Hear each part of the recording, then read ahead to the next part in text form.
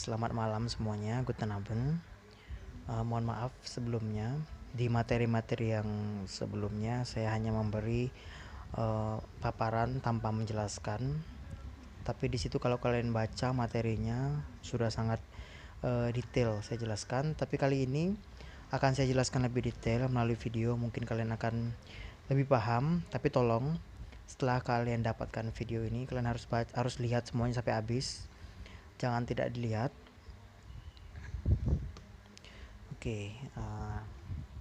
Kalaupun nanti ada tugas-tugas dari saya ataupun nanti misalkan ada yang tidak dimengerti, boleh kalian tanyakan melalui via WhatsApp langsung ke saya atau via email atau komen langsung di Google Classroom di kelasnya masing-masing. Baik, kita mulai. Materi yang minggu lalu kita bahas mengenai keterangan waktu. Nah, jadi keterangan waktu itu di Zeitangabe.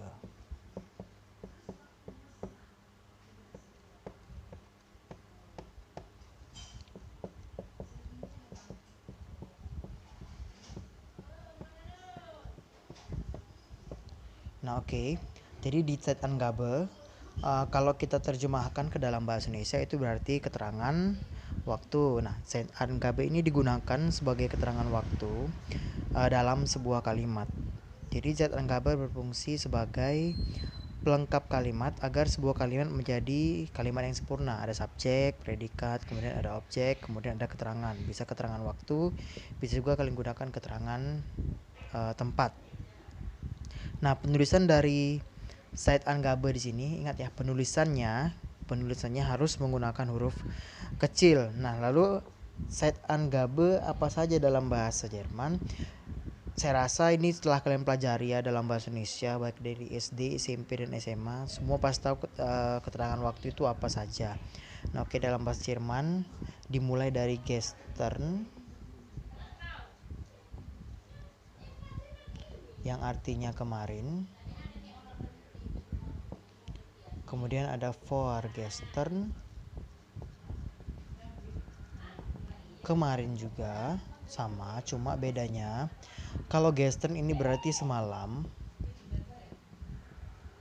sedangkan vorgestern di sini lebih dari semalamnya, bisa 2 hari yang lalu atau beberapa hari yang lalu, kita katakan kemarin-kemarin atau vorgestern. Kemudian ada heute.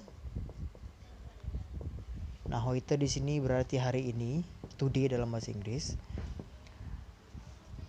Bisa berarti di sini heute Morgen, heute Abend, heute Nacht, dan lain-lainnya, dan heute lainnya. Di sini heute Morgen berarti pagi ini, this morning dalam bahasa Inggris. Kemudian heute Abend malam ini. Kemudian heute Nacht juga malam ini. Kemudian ada ini saya hapus dulu.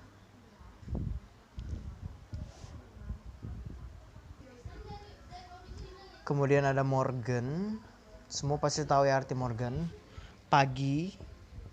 Kemudian ada übermorgen, lusa. Nah, kemudian di sini ada letzte. Kemudian ada letzte Woche, artinya minggu lalu. Nah, jika kalian temukan ada kata letzte itu berarti yang sudah berlalu-lalu. Di sini ada letzte Woche, bisa jadi letzten Monat, di bulan lalu. Kemudian ada letzten Jahr, tahun lalu, dan letzten lainnya bisa nanti kalian cari sendiri di kamus, kalian mau bikin yang seperti apa. Kemudian ada next. Nah, next di sini kebalikan dari si letzte. Kalau letzte berarti artinya lalu, next berarti yang akan datang, minggu depan. Contohnya next Woche yang berarti minggu depan. kemudian ada next year, tahun depan, kemudian ada nexten ya, nexten monat, berarti ini bulan depan. Nah, ini kenapa beda-beda? Kenapa di sini ada nexten? Buka lagi kembali pelajaran mengenai deklinasi. Di situ sudah saya jelaskan, sudah pernah saya jelaskan. Oke, berikutnya. Oke, kemudian ada Jeden Morgen dan Jeden lainnya seperti Jeden Abend, Jeden Tag, Jeden Mittag dan sebagainya dan lain-lainnya. Jeden Morgen berarti setiap pagi ya. Jeden artinya setiap, Morgen tuh pagi. Dan kemudian ada Jeden Tag yang artinya setiap hari. Oke ya. Oke. Nah, berikutnya. Oke, berikutnya selain dari yang sudah saya paparkan tadi, ada juga pakai kata setelah, sejak ya. Nah, sejak dalam bahasa Jerman itu dibedakan menjadi dua. Yang satu seit, yang satu for. Nah, seit ini sudah kita pelajari di preposisi datif. Yang for juga kita sudah pelajari di preposisi akusatif dan datif. Cuma mereka memiliki arti yang berbeda di situ. Seit di sini berarti sejak. Nah, for yang di sebelumnya yang kita pelajari berarti depan. Nah, di sini seit dan for ini sama-sama memiliki arti yang sama, yaitu sejak. Nah, cuma di sini ada perbedaannya. Lah, apa perbedaannya? Perbedaannya terletak daripada waktunya sendiri. Nah, kalau kalian gunakan seit, berarti ini kejadian masih berlangsung. Kegiatan yang kalian lakukan itu masih berlangsung walaupun kegiatan yang telah kalian lakukan sudah pernah kalian lakukan, dan itu akan terulang kembali. Nah, sementara for di sini juga artinya sejak, cuma beda penggunaannya. Di sini kegiatan yang tidak lagi berlangsung.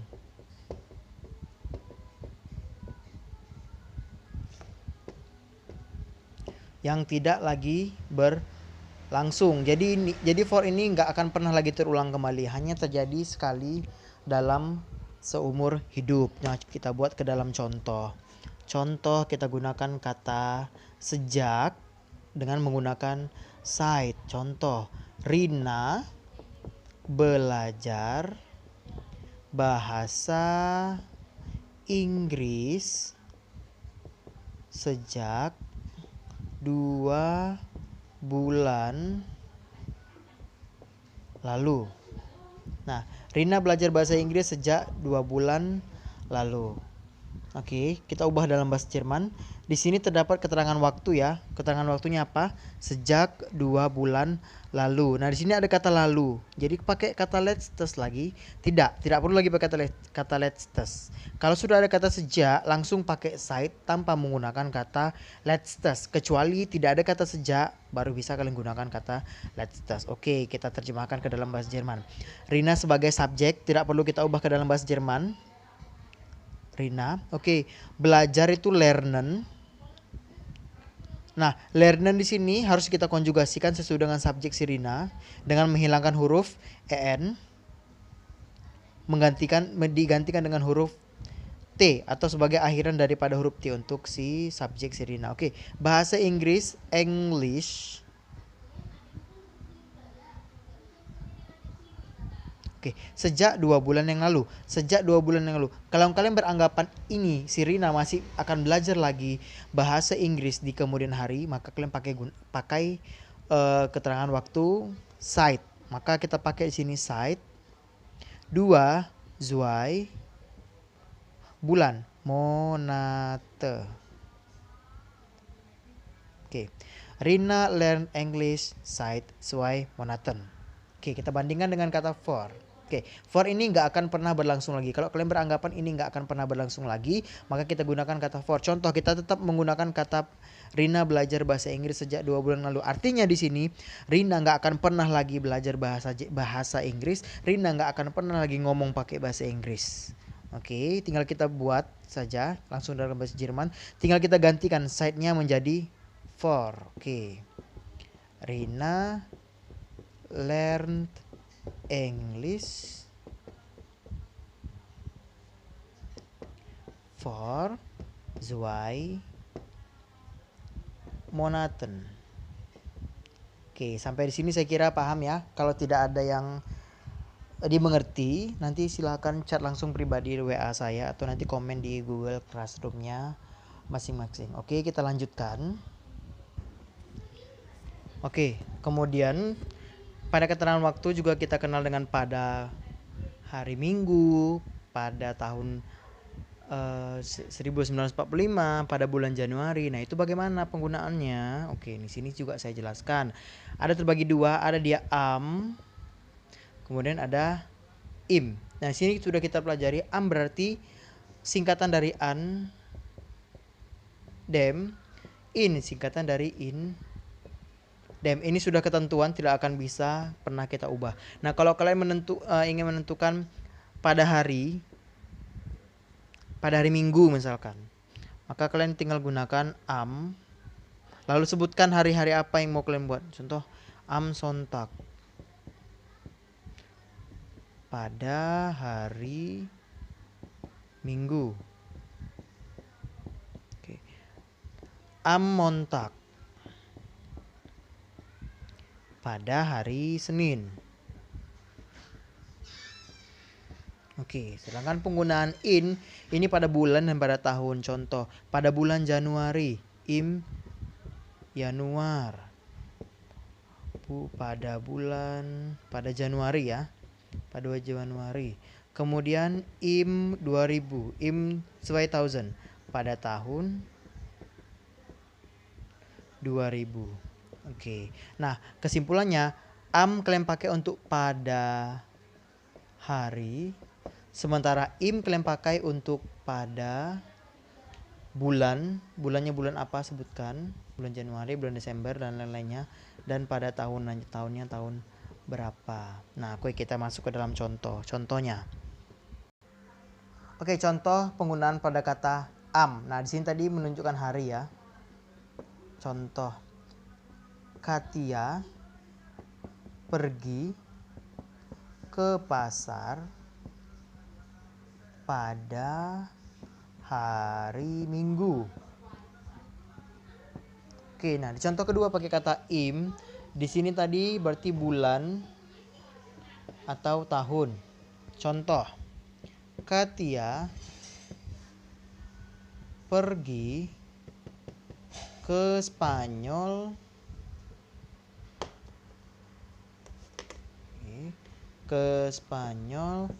pada bulan Februari misalkan, atau pada tahun 2020 misalkan, seperti itu. Oke, kita bahas ya. Di sini ada pada hari Minggu, maka nanti kalian gunakan am. Di sini ada pada tahun 2020, ada pada bulan Februari, bersangkutan dengan bulan dan bersangkutan dengan tahun, maka kalian gunakan kata im. Oke, kita langsung terjemahkan ke dalam bahasa Jerman. Di sini ada subjeknya si Katia. Katia pergi. Di sini kita pakai gehen. Oke, gehen di sini belum dikonjugasikan, hapus endungannya en. Ubah ke konjugasi si Katia, dapat stamnya g, mendapatkan akhiran huruf t. Ke pasar, zu preposisi datif, pasar mark. Oke, mark artikelnya di sini der. Karena dia datif maka berubah menjadi dem, maka kita singkat menjadi zum yang berarti zu dem pada hari Minggu. Oke, hari Minggu am Sonntag. Oke, ini keterangan waktunya, Zeitangabe-nya. Oke, yang kedua. Katia pergi ke Spanyol pada bulan Februari atau pada tahun 2020. Oke, kita buat ke dalam bahasa Jerman. Katia. Nah, di sini pergi tidak lagi saya buat gehen. Kenapa? Karena gehen untuk jalan kaki. Nggak mungkin dong ke Katia pergi ke Spanyol dengan jalan kaki. Pasti dengan menggunakan pesawat. Maka kita pakai kata fliegen. Fliegen konjugasikan ke Katia maka menjadi flieg. Ke Spanyol. Di sini sudah ada ke. Sini nama tempatnya sudah jelas, maka pakai nah. Spanien. Oke, di sini menyatakan bulan dan tahun maka pakai im. Maka im Februari, Februar. Atau pada tahun 2020 im 2020 pada tahun 2020. Oke, kita masuk ke contoh kalimat. Tunggu. Nah, baik. Kita langsung masuk ke dalam contoh kalimat. Nah, oke, di sini kalau kita membuat contoh kalimat dengan menggunakan Zeitangaben atau keterangan waktu, di sini ada 3 pola yang bisa kalian gunakan. Kalian bebas menggunakan pola apa saja, tapi tergantung dari si objek.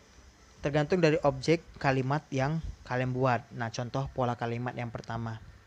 Ada subjek plus predikat plus Zeitangabe. Zeitangabe-nya terserah kalian mau bikin Zeitangabe apapun. Lalu kemudian sini objek. Nah, objeknya objek tertentu. Objek apa saja kah itu? Di sini bisa berarti tumbuhan, buah, hewan, dan benda mati. Ini pola yang pertama. Subjek, predikat, keterangan waktu dulu, lalu objek. Beda ya dengan bahasa Indonesia. Kalau bahasa Indonesia kan SPOK. Ini agak sedikit berbeda. Jadi dia di sini SPKO. Oke, contohnya seperti apa? Contohnya seperti ini. Rina memakan sebuah apel kemarin. Oke, Rina di sini sebagai subjek, memakan predikat, sebuah apel objek. Apel ya, jelas buah. Kemarin keterangan waktu. Nah, dilihat dari objeknya, di sini ada sebuah apel. Nah, objeknya berarti buah. Maka letak objeknya wajib paling belakang. Maka kalian tinggal ubah polanya.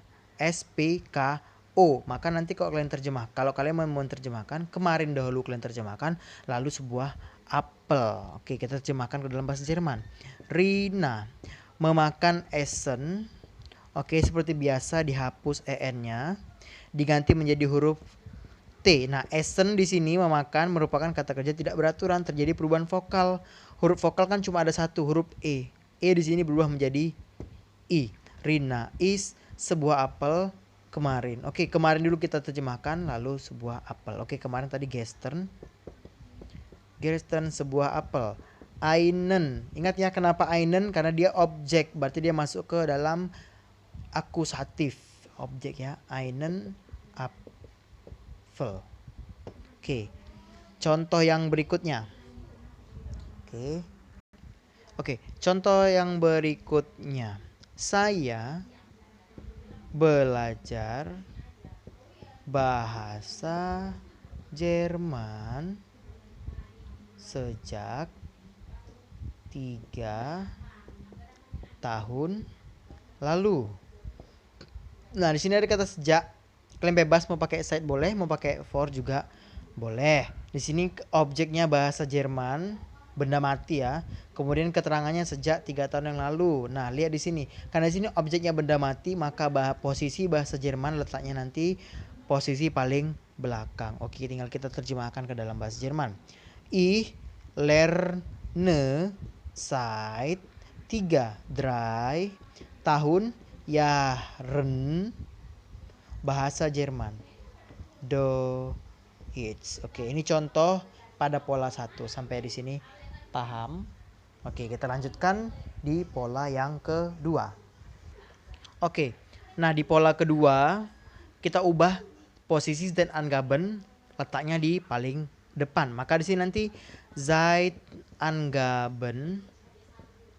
plus predikat Ingat ya, predikat wajib posisi nomor 2. Mau kayak manapun, mau sebagaimanapun kalimat itu kalian bolak-balik, tetap posisinya predikat nomor 2.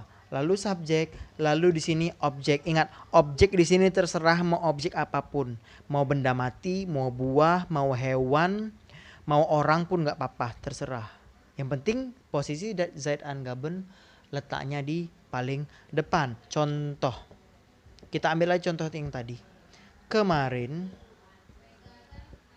Rina makan sebuah apel. Nah, di sini kemarin posisinya paling depan. Boleh kalian pakai pola yang kedua.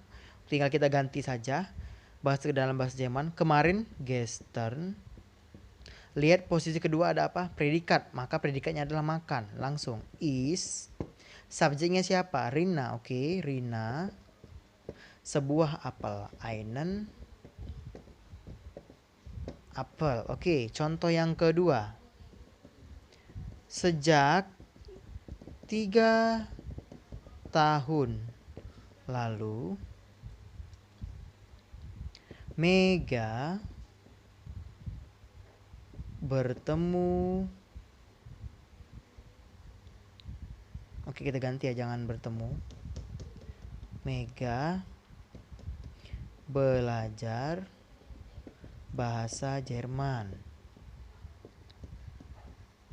Tapi ya, sejak 3 tahun lalu letaknya posisinya paling depan. Maka kita pakai pola yang kedua. Maka Zeit angaben di posisi yang pertama. Yang kedua predikat yaitu belajar. Yang ketiga subjek, Mega. Lalu yang keempat bahasa Jerman. Lalu objeknya. Oke, kita terjemahkan. Kalian boleh pakai Zeit, boleh pakai for. Di sini kita pakai Zeit. Zeit, dry, Jahren. Oke, setelah Zeit angaben lalu predikat. Predikatnya apa? Belajar. Oke. Learn, langsung konjugasikan ke Mega. Learned Mega Deutsch. Oke. Sampai di sini paham? Ini contoh dari pola yang kedua. Nah, yang terakhir kita masuk ke pola yang ketiga. Nah, oke. Pola yang ketiga atau pola yang terakhir hampir sama seperti pola yang pertama. Hampir sama seperti pola yang pertama, cuma dia dibalik.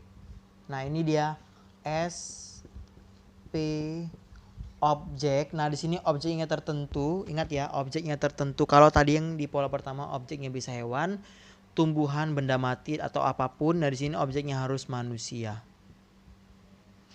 Nah, plus diakhiri dengan kata Zeit angaben, keterangan dari si waktu. Maka ini sama seperti bahasa Indonesia, SPOK. Oke, langsung saja kita buat ke dalam contoh. Kami melihat mereka kemarin. Cocok ya, sesuai dengan pola. Sini objeknya mereka, berarti mereka itu manusia kan, jelas ya, manusia. Kemudian keterangan waktunya ada kemarin. Langsung kita terjemahkan ke dalam bahasa Jerman. Wir melihat sehen, sudah pas konjugasinya, tidak perlu dikonjugasikan. Mereka si. Mereka itu si kalau dia sebagai subjek. Nah, kalau dia sebagai objek maka menjadi ihr. Wir sehen ihr gestern. Oke ya, mirip ya, SPOK, pas SPOK. Lalu contoh yang kedua.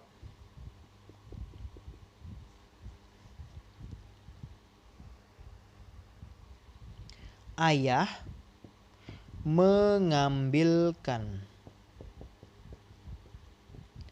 ibu sebuah apel kemarin. Nah, lihat di sini. Ayah subjek, mengambilkan predikat. Nah, ibu juga objek. Sebuah apel juga objek. Kemarin keterangan waktu. Loh, bisa ada objeknya 2? Bisa. Di sini objeknya 2, ya. Berarti bisa dikategorikan ke dalam datif atau akusatif. Nah, lihat di sini.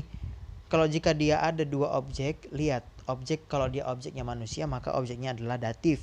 Kalau dia objeknya benda maka dia akusatif. Maka ibu di sini kalian ubah menjadi datif, nanti sebuah apel juga kalian ubah menjadi akusatif. Oh, berarti bersamaan posisinya? Tidak. Karena ibu di sini objek manusia, maka letaknya tetap sebelum keterangan waktu. Nah, di sini sebuah apel keterangan maaf, di sini sebuah apel objek benda mati kan, buah, maka sebuah apel letaknya nanti setelah kemarin. Oke, kita buat ke dalam bahasa Jerman. Ayah, der Vater. Mengambilkan nehmen dikonjugasikan ke ayah, konjugasi yang berbeda sendiri, agak sedikit berbeda. Nimmt, ibu. Nah, di sini kan objek ibu di manusia, maka ubah ke dalam datif. Ibu di Mutter, ubah ke dalam bentuk datif, maka menjadi der Mutter. Oke, der Vater nimmt der Mutter gestern kemarin. SPOK pas ya, karena di sini objeknya dua, sebuah apel ini benda buah-buahan, maka letaknya di paling belakang. Der Vater nimmt der Mutter gestern sebuah apel, maaf, einen Apfel. Oke. Saya harap sampai di sini kalian paham. Tolong sekali lagi ditonton videonya sampai habis.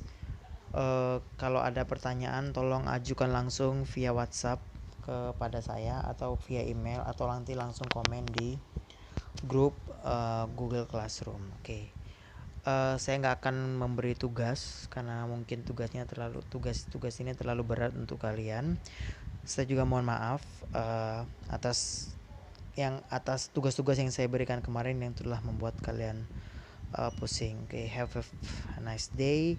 Ich wünsche euch einen guten Start in diesem Monat im April. Wir hoffen, kita juga berharap, saya juga berharap, ich hoffe oder wir hoffen, dieses Coronavirus ini schnell vorbei ist, cepatlah berlalu. Okay, ich hoffe, dass dieses Coronavirus schon vorbei ist. Okay, tschüss.